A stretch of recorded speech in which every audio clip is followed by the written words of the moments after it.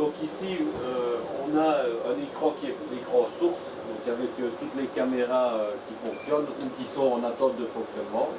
Donc c'est vraiment c'est l'écran source duquel on sélectionne ce qu'on veut suivre.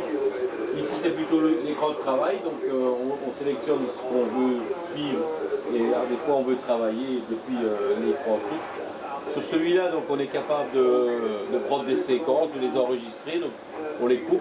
On peut donc, voilà, ici je fais une marche arrière par exemple, et je peux sélectionner voilà, une séquence sur cette caméra-ci en l'occurrence. Voilà, donc je la sélectionne. Donc je crée un événement que je sauvegarde dans le fichier ici avec un intitulé. Donc après je reviens sur le live.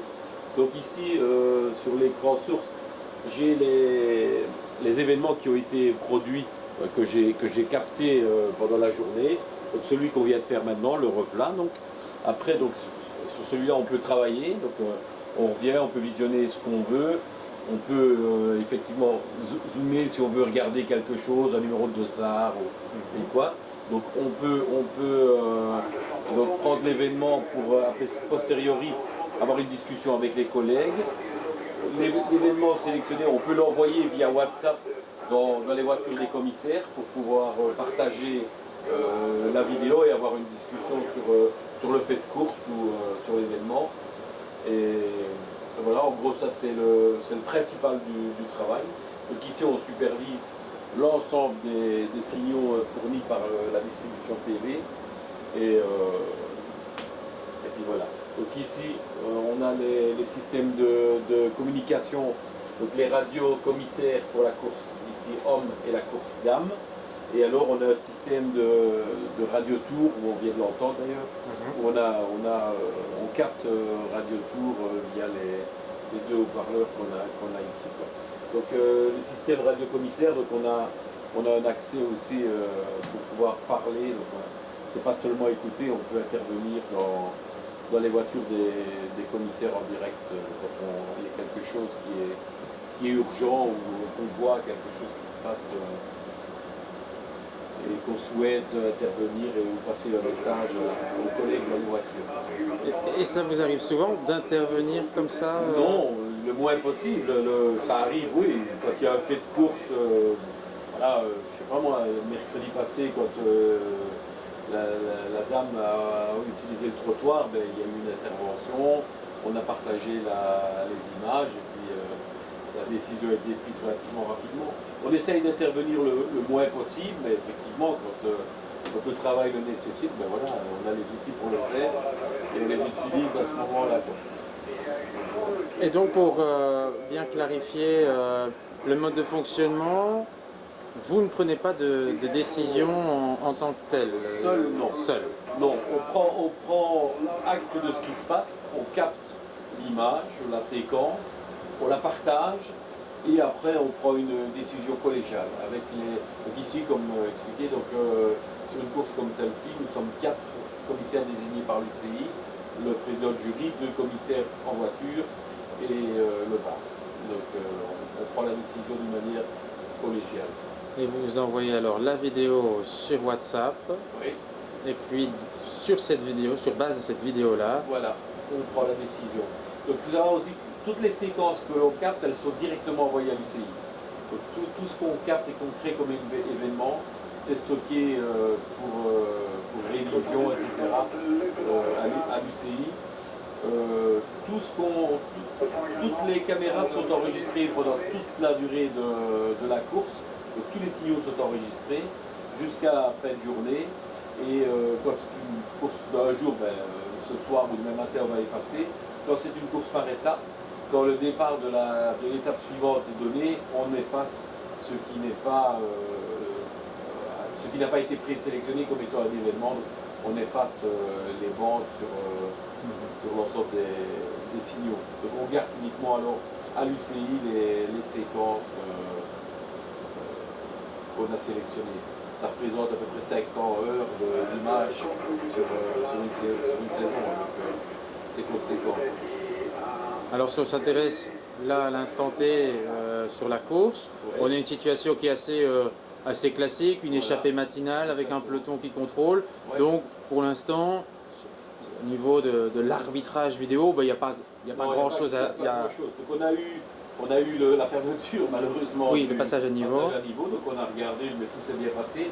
Et puis ici maintenant on voit qu'on commence à arriver dans des zones stratégiques. Donc là il commence à y avoir une phase de positionnement en tête de peloton. Là on voit que ça accélère et que ça cherche après à prendre les bonnes positions. Donc là on va commencer à être vigilant, notamment sur voilà, le positionnement des coureurs. Un coureur qui couperait prendrait un trottoir ou peut-être une source de chute ou potentiellement en tout cas Voilà, on voit que les spectateurs sont quand même très près de la route. Oui, c'est toujours ici, sur ce genre de course, un peu délicat avec un public très enthousiaste. C'est ça, exactement. Un accident, malheureusement, serait vite arrivé. Oui, c'est ça. Donc, alors je vois également qu'il y a un feed concernant les réseaux sociaux. Oui. Ça sert à quoi? donc ça c'est une source d'information qu'on a en plus. Donc ça veut dire que voilà, ici on a le Tour des Flandres, hein, donc les réseaux sociaux. Donc on pourrait rater quelque chose, un petit événement, une petite image qui serait captée par un spectateur ou quoi, placée sur les réseaux sociaux. Alors ça nous indiquerait qu'il s'est potentiellement passé quelque chose. Avec l'endroit et l'heure, on peut aller rechercher, nous, si d'aventure on a une image du fait qui aurait été mis en évidence sur le réseau social. Donc ça nous donne une petite information supplémentaire et une indication sur des événements. Donc alors dans ce cas-là, on essaye de le retrouver sur les caméras et voir s'il y a lieu de faire quelque chose ou non. C'est une source d'information supplémentaire. Mais ici, on est quand même dans une démarche qui est un peu différente de celle du foot, où dans le foot, on est plus dans la correction. Ici, on est plus dans l'anticipation, j'ai l'impression. Exactement. Donc, le but du jeu, c'est un peu la philosophie de l'UCI, c'est prévenir et pas guérir. Donc on est toujours dans l'anticipation, on essaye en tout cas toujours d'être dans l'anticipation, de prévenir, donc de donner les informations préalables aux équipes s'il y a lieu d'avertir. Donc on essaye de responsabiliser les coureurs, les équipes.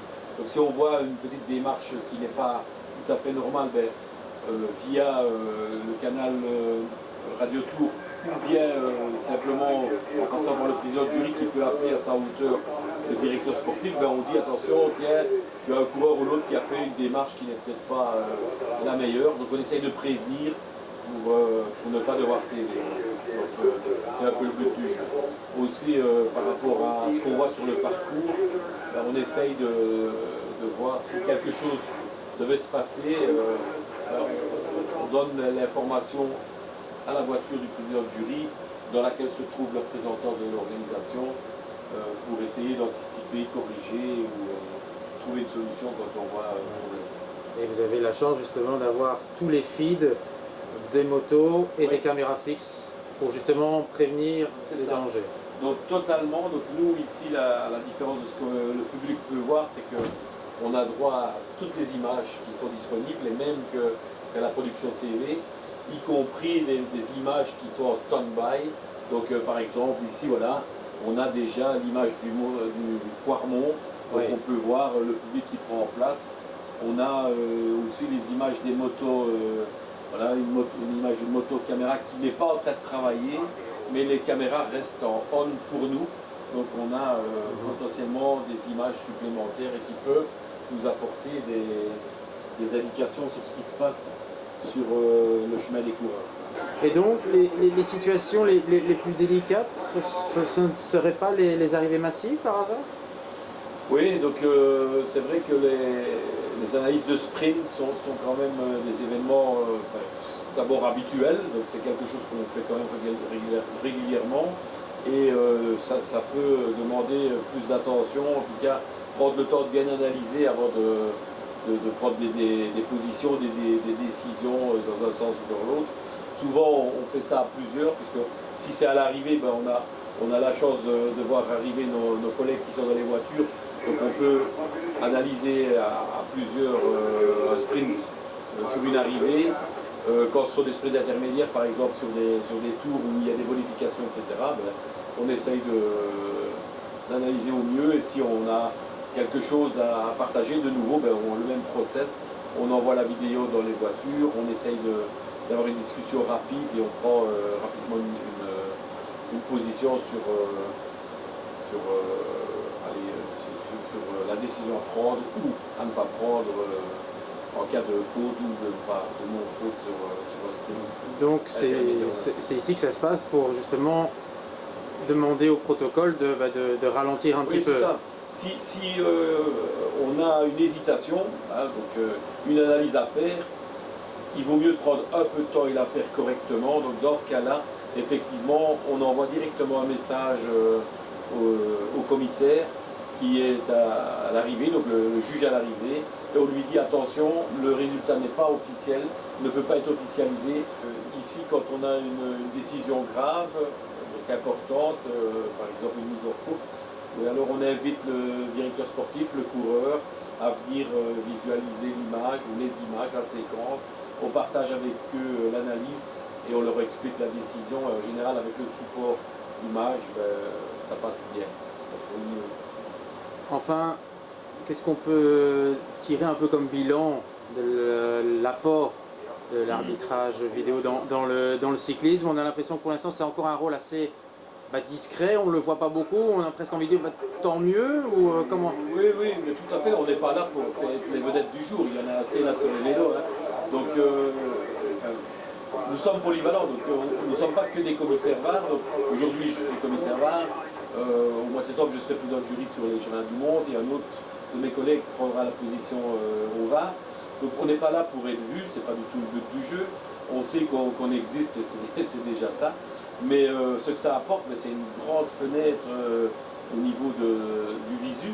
Donc aujourd'hui, on a la possibilité de voir tout ce que les gens voient et plus à travers tous les signaux et toutes les caméras accessibles dans les grands événements.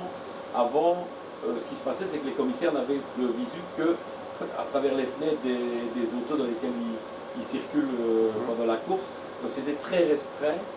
Personnellement, ça fait aussi grandir dans le sens de toucher à autre chose, voir une autre facette de la course à vélo et de la technicité qui est autour d'une course à vélo. Et puis ça reste la meilleure façon de regarder une course de manière générale. Ah, si on veut regarder une course à la télé, c'est la meilleure position, on ne peut pas y avoir de meilleure.